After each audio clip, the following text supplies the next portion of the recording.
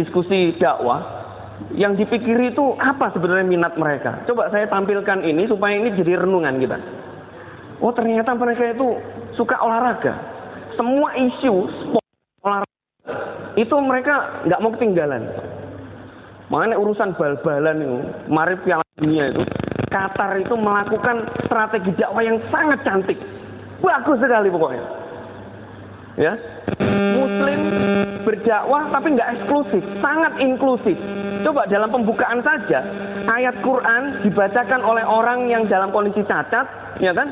Itu simpati orang sedunia lihat itu aja luar biasa. Yang didatangkan lagi dari sosok yang orang non Muslim, Morgan Freeman, seorang tokoh, ya, aktor, pemain film, ya, sekter, ya, tapi dia orangnya objektif, datang di depan mengapresiasi Islam. Masya Allah, itu sak donya ini digepuk kayak ayat, luar biasa. Strategi itu orang-orang di Qatar itu mikir ini bendino dipikir. Bismillahirrahmanirrahim. Jadi kalau lagi termotivasi melesat yang kencang. Tetapi kalau sudah mulai sukar, ada kesulitan-kesulitan, maka oke, tetap jalan, tapi jangan berhenti. Kemudian kalau sudah capek banget, maka ya kita jalan agak leha-leha lah ya, tapi tetap kita lurus, maju, bukan mundur. Nah, makanya jangan sampai kemudian kembali belakang. Kalau kembali belakang tuh futur, ya. Yang tadinya udah sekolah di pesantren, ya, kemudian setelah nikah hilang, ya. Nah, ini futur namanya. Aktivis dakwah itu justru ketika dia lulus pesantren, disitulah tempatnya dia harus mengabdi pada masyarakat, pada bangsanya, pada negaranya, karena ilmu yang dia dapatkan itu harus memberi manfaat yang banyak pada orang lain, ya, sejauh-jauhnya. Oke, sekarang saya ingin sampaikan apa sih sebenarnya indikator keberhasilan dakwah itu. Banyak di antara kita orang itu menganggap dakwah itu berhasil ketika yang ikut tuh banyak, bikin tabligh akbar yang datang banyak. Oh, itu berarti kita sukses dakwahnya. Ya, ini hati-hati yang masih punya persepsi kayak gini.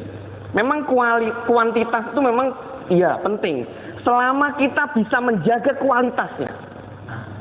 Kalau orang yang kita ajak itu banyak, tapi kita nggak mampu mengupgrade mereka, maka hati-hati. Biasanya membuat kita bangga dengan kerjaan kita, dengan prestasi kita, tapi kita kemudian lupa bahwa kita harus mengupgrade dia jadi orang yang jauh lebih baik dengan kualitas yang lebih baik.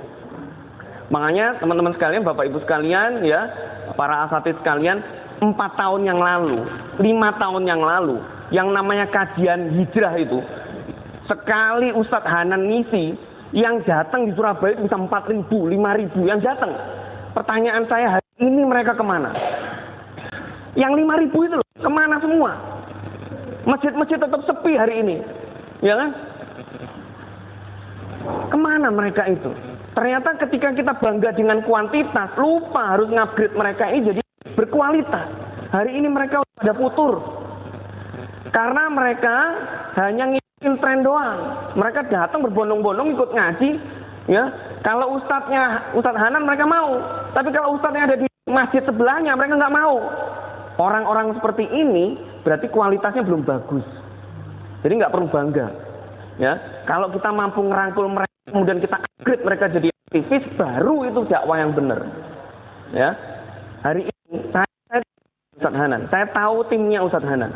Saya sering kontak-kontakan, telepon-teleponan. Apa yang terjadi di sana? Di sana itu beliau saja kalau ngisi di masjid tuh yang rame sama yang dulu sampai di trotoar itu, hari ini masjidnya aja nggak full. Artinya apa?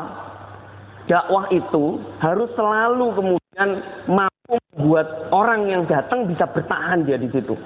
Nah, membuat mereka bertahan itulah tugas kita, para dai, ya. Nah, makanya kita belajar ini dari mana? Belajar tentang kuantitas dan kualitas itu Allah sampaikan dalam perang Hunain. Rasulullah itu diberi pelajaran oleh Allah, disampaikan bahwa perang Hunain itu pertama kalinya kita perang dalam kondisi umat Islam jumlahnya paling banyak, lebih banyak pasukan musuh. Ya, tetapi apa yang terjadi? Justru kalah. Ya kan? kalah di awal itu Allah kasih pelajaran tuh buat kita, bahwa jangan sampai kita merasa bangga dengan jumlah selama kita belum mampu membuat mereka berkualitas. Ya, kalau banyak tapi berkualitas, itu tujuan kita. Tetapi kalau banyak kita tapi mampu membuat mereka berkualitas, maka itu belum apa-apa. Ya, PR kita masih banyak. Berdakwah di era milenial itu yang membedakan dengan dakwah-dakwah yang sebelum-sebelumnya ada dua aspek. Yang pertama adalah perubahan karakter kita, itu pasti berubah. Mereka yang dulu nggak kenal Instagram, nggak kenal Facebook, hari ini usianya udah 40-an. Ya. Menghadapi anak milenial sekarang kaget-kaget. Arek-arek saiki cekelane handphone. Dia bisa 9 jam itu di depan handphone cuma gini doang. Kadang handphonenya diputar begini dan tangannya, jempolnya begini, gerak-gerak begini. Dan mereka bisa semalaman suntuk itu hanya di warkop itu untuk dapetin wifi gratis. Mereka nge-game. Para dai kalau nggak paham kondisi-kondisi kayak gitu, mereka nggak akan merumuskan satu strategi gimana caranya nyentuh mereka. Ya, itu. Nah, ini perubahan karakter objek dakwah kita itu bahkan setiap 5 tahunan itu berubah. Kalau kita nggak mampu mengkader dai-dai milenial, maka yang ngajak mereka nggak mungkin kita yang misalnya para asatid yang udah 40-an 5 tahun atas. Nggak mungkin. Yang akan menghandle mereka itu adalah kalian-kalian yang usianya sekarang 20-an. Ya. Itu. Nah, kemudian yang kedua, yang membedakan karena karakter objek dakwah yang berbeda, maka uslubnya itu harus berbeda. Wajah dakwah kita itu harus berbeda juga, menyesuaikan kebutuhan mereka.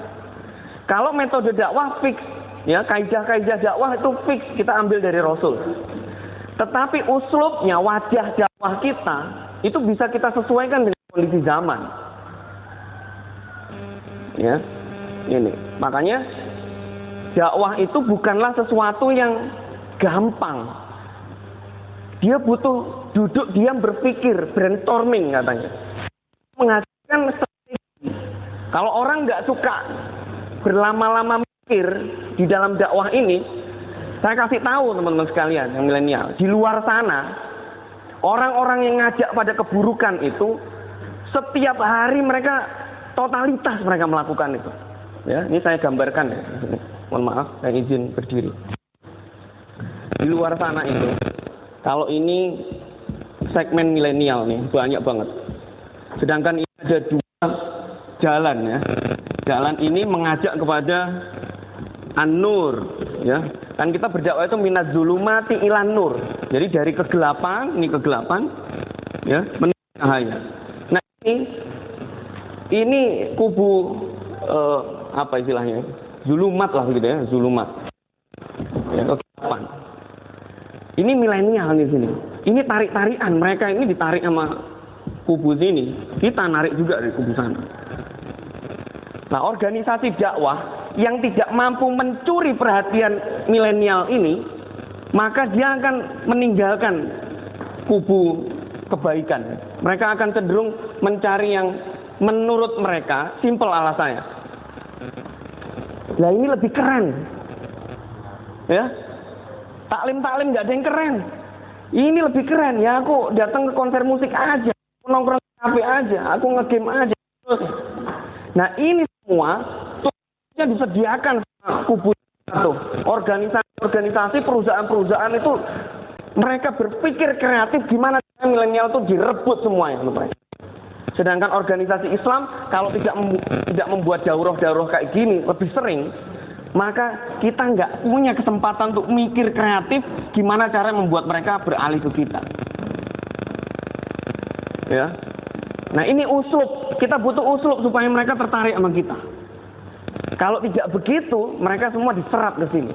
Coba bayangin ya, game itu setiap berapa bulan diupdate. Aplikasi-aplikasi itu setiap bulan ada update terbaru. Ya. Band-band musik itu ya, sebanyak apapun milenial mau ikut ngaji, bandingkan sama acara musik di Bandung itu namanya Bandung Berisik.